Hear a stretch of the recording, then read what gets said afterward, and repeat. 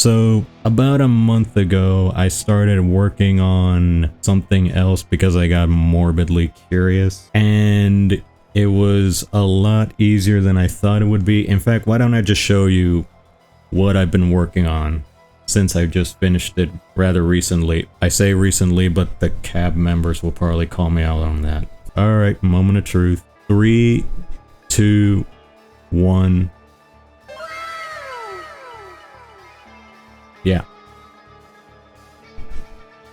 Yeah. So about a month ago, May, it was in May, I started working on a VTuber avatar with my art style. It's a little bit finicky, specifically the eyes. I'm not blinking, I don't know why. But yeah, other than that, it works really well, surprisingly. And it was a lot easier than I thought it would be. I think this only took me like 2 or 3 weeks to make. I think the hardest part was actually drawing this. The tracking's really good though. I can look left, I can look right, I can blink. It doesn't like blinking when I'm looking up.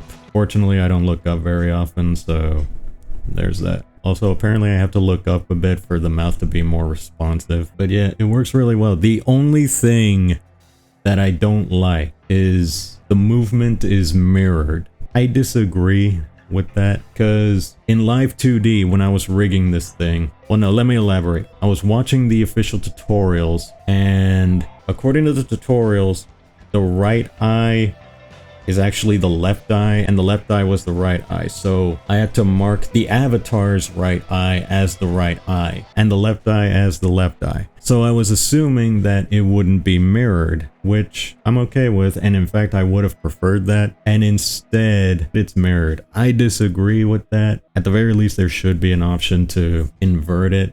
Maybe there is, and I just haven't found it because I'm stupid. But yeah, other than that, it works fine. It's not very complex. It's a very simple model. I don't think I even bothered putting a breathing animation for this thing. And it only has one expression, but honestly, that suits me perfectly. I'm just constantly in like resting bitch face mode. Speaking of true to life, yeah, this VTuber model is literally just me in real life, obviously with a few liberties here and there. I actually had another version of this model like back in May that I never showed off, but the thing about that one is it was boring. Like literally the only difference between this model, which I'm calling 1.0, and the previous model that I'm calling 0.5 is the jacket was closed. And at first I was satisfied, but the more I looked at it, the more I realized the torso area just looked very empty. So I made another one and I had to start over from scratch, specifically with the rigging, which is unfortunate because the rigging part was a little tedious, but I was able to manage. The reason for that is because here's the thing. For live 2D, you have to export it as a PSD file, which I did, but I did not create it using Photoshop. I used a separate application, Affinity Designer. I used Affinity Designer and I saved it as a PSD, but I never saved the original file. Or no. Okay, here's what I did. I opened up Affinity Designer. If you don't know what Affinity Designer is it's vector graphics software. And the thing is, I have multiple projects, multiple canvases opened in that one file. And the thing is, when you export as a PSD, I forget what happens, but it gets all weird and f***y. So I had to copy and paste the finalized thing into a different Affinity Designer project that only has one canvas. And it was... where was I?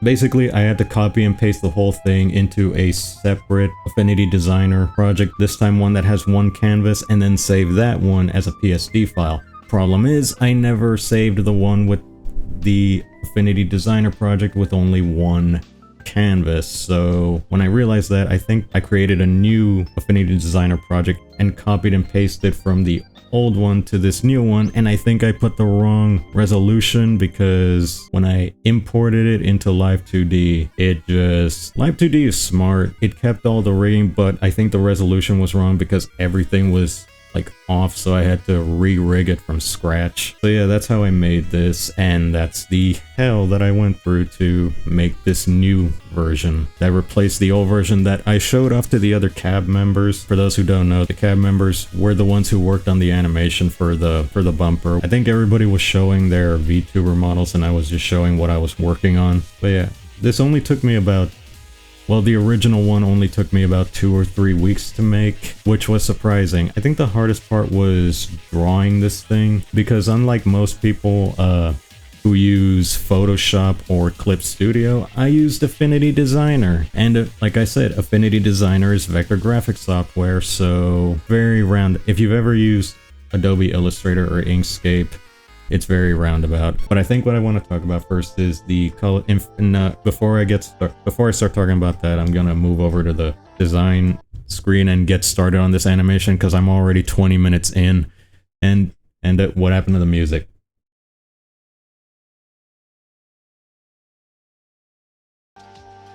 There. But yeah, while I'm working on this, I guess I should talk about the TRG Coliseum back in February, I think it was. Yeah. Long time coming. Everyone else in the cab team has already talked about it on Twitter and on their live streams, and all I did was do a really brief tweet. So yeah, 4 months late. So yeah, the thing about the cab bumper that we made for TRG Coliseum is my bit only took me like 2 or 3 weeks. So yeah, it took me just as long to make that as it took my new little VTuber avatar. I worked on the more difficult ones first, which is the one where Tim and Lord Donator are working on. Oh my god, I'm putting this on the. Or the one where Tim and Lord Donator are readying their lightsabers, because that's definitely the hardest part. And I decided, yeah, I'm gonna get those out of the way. That way, getting it done will be a lot easier.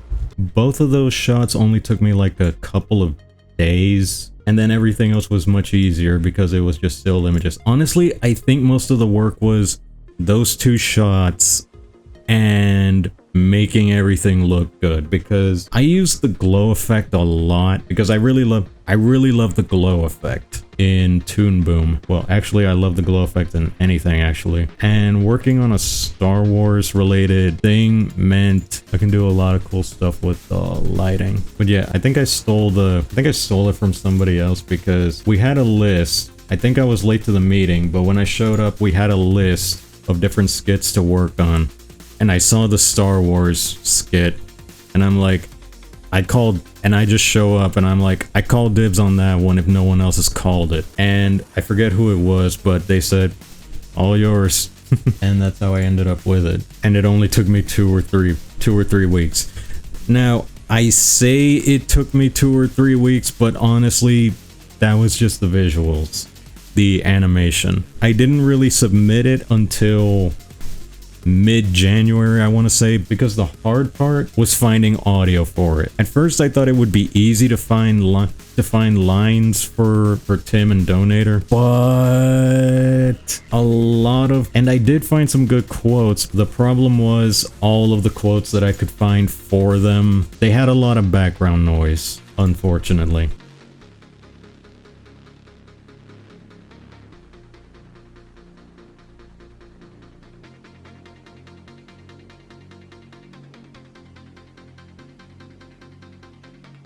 Yeah, I think this might be better. But yeah, the lines that I found for them had a lot of background noise, and it was very, very distracting, and their voices sounded good. The problem was the background noise that was impossible to get rid of. So I had to keep looking. Tim was easy when he says, well, here goes nothing. I don't remember where that's from. I forgot where I got that quote from. But yeah, I was looking through some of Tim's stuff and some of TRG's stuff. And the thing is, I tried looking up like best of compilations, because I figured that would be the best way to find quotes for Tim. And sure enough, yeah, at least I think that's where I got it. Like I said, I don't remember where I got Tim's line from, but yeah, he was easy. The hard part was Lord Donator. Every shot that I found had a lot of background noise. And then while I was talking about this in one cab meeting, Ben, the guy who organized this whole thing, he suggested Tom Fawkes' Pikmin 1 playthrough. It wasn't exact, like this was years before he created the Lord Donator character, but it was close. But here's the thing, there were a lot of good quotes, but I wanted to find a quote that would fit the scene that I was working on. I have not been working on this at all. Okay, brain reset. Oh yeah, the thing is, it had to fit, and there had to be just enough. There had to be like no background noise or very little background noise so that I could use it. It was not easy. I basically marathoned the entire Pikmin 1 and Pikmin 2 playthroughs, and there's like over 50 of those episodes, but I like marathon through and I kept notes. Whenever I heard a quote that I could use, that I could possibly use but wasn't too sure, I would write it down with a link and a timestamp of the video that I heard it in. And before I knew it, I had like a list of like 50 quotes that I could use that I wasn't too sure of. And hang on, it's been a while since I looked at the animation. What did Lord Donator ultimately end up saying? Oh yeah, the hope will be gone quote and the inexcusable. So the hope will be gone actually came from his Pikmin playthrough. I don't remember where it came from. There are a lot of good quotes from his Pikmin playthrough. Just watch the whole thing, honestly. I think it was when he was going to the Garden of Hope and he was like, I'm going to destroy their hope or something. I don't remember what exactly he said, but I'm pretty sure it was when he got to the Garden of Hope and he was like, once again, the hope will be gone or something like that. And that's where I got the quote from, but I had like 50 other quotes. I deleted it, so I can't really read. No, actually, did I get... Hang on, looking. Yes, I still have it. Potential Tom quotes. Here we go. Okay, so the one that I used is actually at the very top. So it was probably very soon. So the top quote is, once again, the hope will be gone. Forever. And the second quote was, oh, for goodness sake, stop. Just stop. The third one says, oh my Lord and Savior, Jesus Christ. I don't remember the context for that. I don't remember the context for any of these. Thank you for that, you useless pile of dung. Oh my... ... One that just says, damn you. Well, as it would seem, I've done all I could. I don't remember the context for any of these. Farewell, you fool. Oh, that one I almost used. He was going, like, I have an earlier edit where he was going to say, farewell, you fool, after he ignites his lightsaber. But I got rid of it after I added the Tom glitch sound effect, which you may or may not have noticed because it's very faint. But when he ignites his lightsaber, the hum of the lightsaber is actually Tom's glitch sound effect.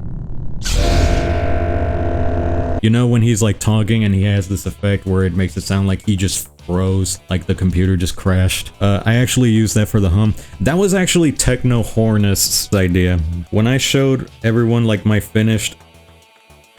Oh god.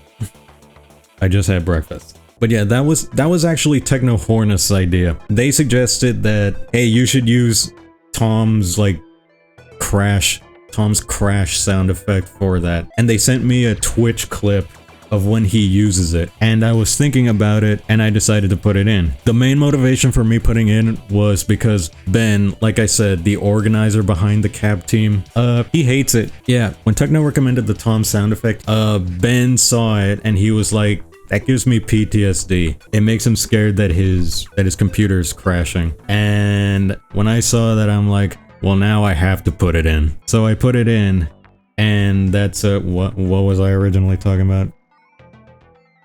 Oh yeah, that's why I got rid of the farewell you fool quote. He was originally gonna say that when he ignited his lightsaber, but I got rid of it in favor of the glitch hum.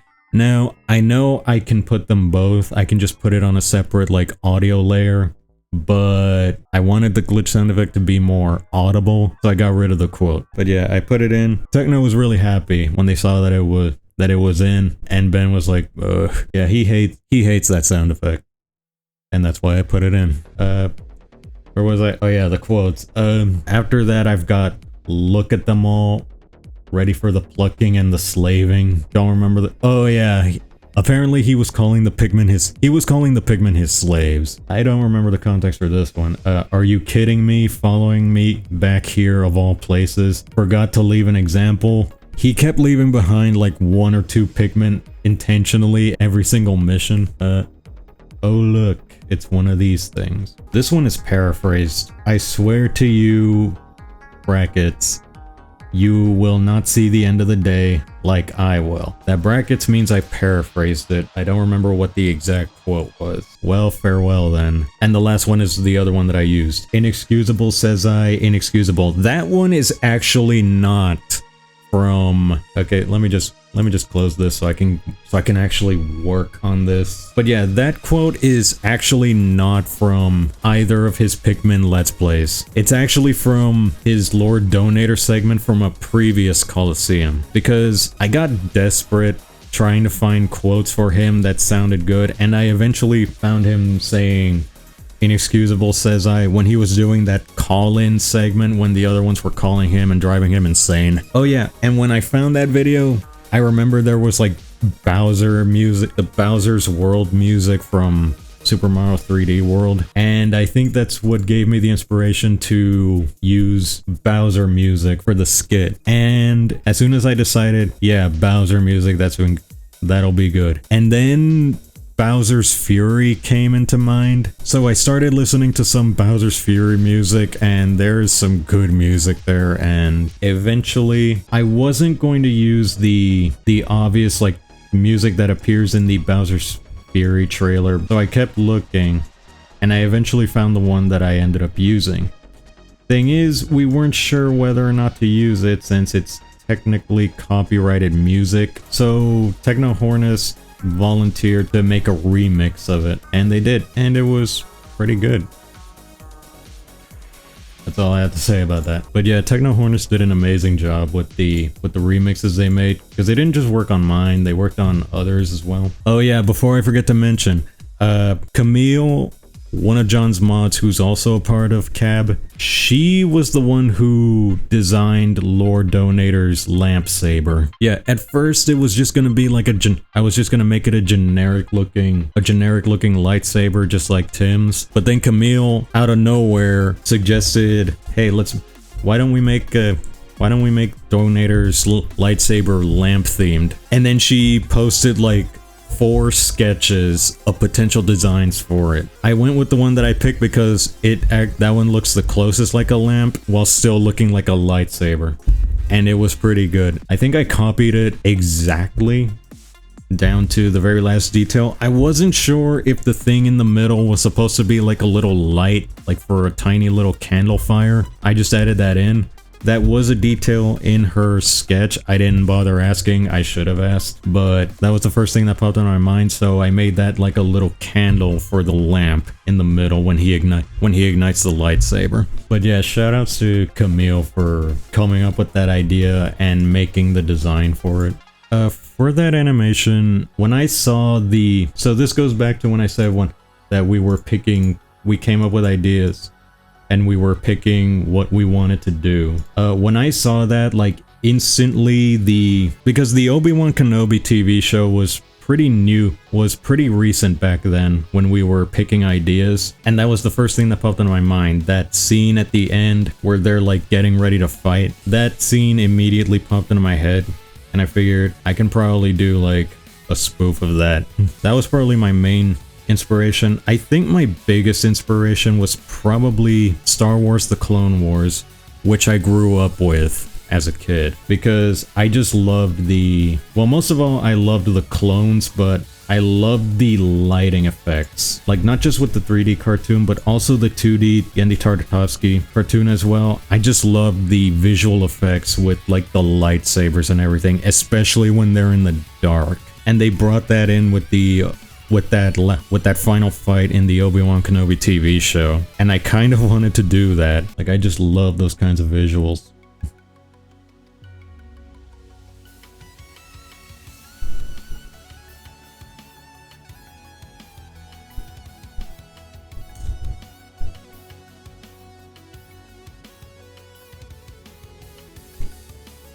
There we go. I made a lot of use of the glow effect in Toon Boom for that animation. Oh yeah, speaking of the lighting, I think the hardest part about the animation, aside from the 2 shots where they're actually like moving around, is the shading. Because here's the thing about Toon Boom. I think it's masking. No, not masking. I don't know. There's a masking feature, and it's exclusive to Advanced and Premium. I don't have either of those. I just have Toon Boom Essentials, which is the cheapest one. So the shading effects that I did for that little animation, they would have been much easier. Like, it would have been much easier if I had Advanced or Premium. Is it called Premium? I don't know. Problem is, they're expensive. I think Advanced is like $600, $800 or something like, or something insane like that. And Premium is like past $100, past $1,000. Not 100. Yeah, I can't afford that, so I'm gonna stick with Essentials and I'll just do it the hard way. I basically copied and pasted every single asset, like every single layer that made up a character, and pasted it onto one new separate layer, and then I made them all black. Then I turned down the opacity and I used the eraser tool to create like the shadings. Not the most optimal way to do shadows, but like I said, I have Essentials, I work with what I got. So yeah, it was kind of a pain, but I think I got good at the... I think I got good with the pain. Got good with the pain. Yeah, I got good with the pain after a while. Okay.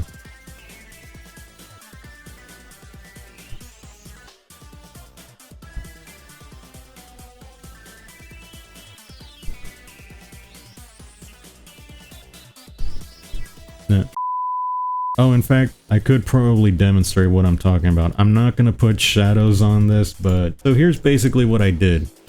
I basically... No. So I copied and pasted everything onto a separate layer, made them all black,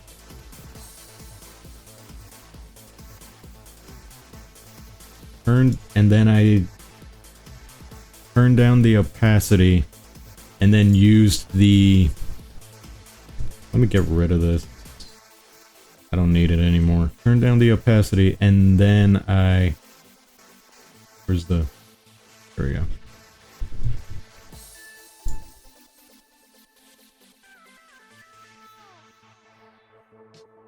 Then I used the eraser to like give the shadow some shape. Then I just deleted the extra. And that's basically what I did. And I did it for everything. Like I said, not the most optimal way to do shadows, but I only have Essentials, so what are you gonna do? Yeah, I'm gonna make this little guy freaked out. Oh yeah, I've noticed that this is the second time. How many times have I done this? I've only been in cab for 2 years. I'm pretty sure it's only been 2 years because I think I've only made 2 animations for TRG Coliseum. But yeah, I've been a part of this group. I've been a part of this team for 2 years now, and both animations that I made were Tim Skywalker animations. I never thought that little animation that I made before I joined this team would take on a life of its own, because I made that little that Tim Skywalker animation as a bit for one Coliseum. I posted it on Twitter, everyone saw it. I didn't think that would take on a life of its own. When I joined Cab for the first time and I worked on my segment, it was a Tim Skywalker animation, and it was a parody of Samurai Showdown or whatever the that minigame is called from Rhythm Heaven, because that was the year we did that Rhythm Heaven animation, and my bit was, what is that minigame called? Is it...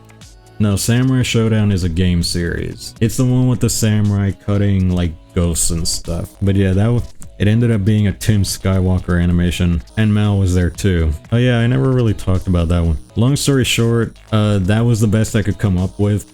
The main reason I made Tim Skywalker was because I love action, I liked Star Wars visuals, so I decided to make a Star Wars one. I volunteered to do the Samurai Slice parody because I'm not really into Rhythm Heaven. That was my first project as part of the Cab team, and I wasn't sure I was gonna do well. I remember we had like a list of things that we wanted to parody, and there were like 6 things on this list, and I really liked 5 of them. Like, I had ideas for 5 of them. The only one that I did not care for was the Rhythm Heaven parody. And eventually we left it up to a vote, and it was a weird vote. We had to like give points. We had to rank each one based on how much we wanted to do that idea. And for me, Rhythm Heaven was bottom, man. And unfortunately for me, it won by an overwhelming majority. Everybody else wanted to do Rhythm Heaven. So internally I was like, so then I was like, alright, how can I make this work, at least for me? And then I saw the samurai mini game, and it's like, that's the closest thing I'm willing to do. So, oh god. Yeah.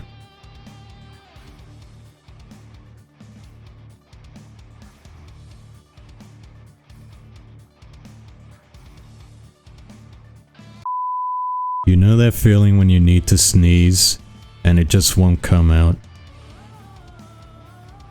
Oh, I lost my train of thought. What was I talking about? Oh yeah. I saw the Samurai Showdown thing and I'm like, okay, how can I make this work? Tim Skywalker, it. And that's pretty much why I made it. Because I like Star Wars. More specifically, I like the visuals of Star Wars. And